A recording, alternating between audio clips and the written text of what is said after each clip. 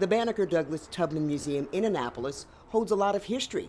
Some would even call it a sacred space. That is also the name of the new exhibit at the historic landmark. This is Jabari Jefferson's first museum exhibition. Through this, I introduced my mother's side of the family that migrated from North Carolina. My father is on the back, and his side of the family that came from Virginia when we first came here. And the bottom shows me growing up in the different areas. Every artist has a unique creative process, and Jefferson's is no different.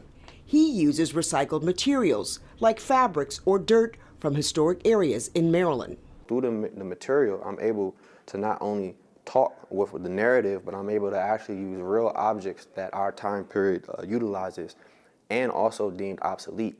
And so I use paper collage as a main source, but all the paper I use are from children's books, illustrations, because I grew up reading those. And he also uses clothes, many of which were donated by the Annapolis community. It's very important to me that the material had been previously owned and used and interacted with rather than buying something sterile, brand new, because I believe in the transfer of energy.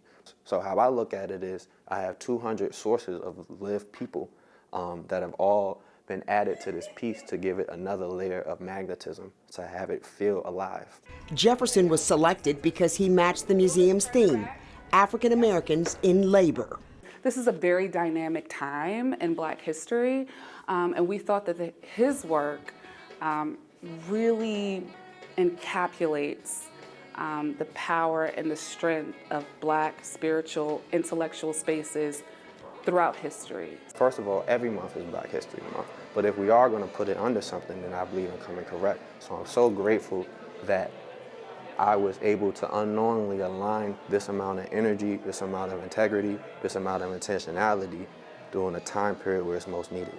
Every one of his pieces tells a different story, whether it's historic figures like Harriet Tubman and Benjamin Banneker, or just everyday people.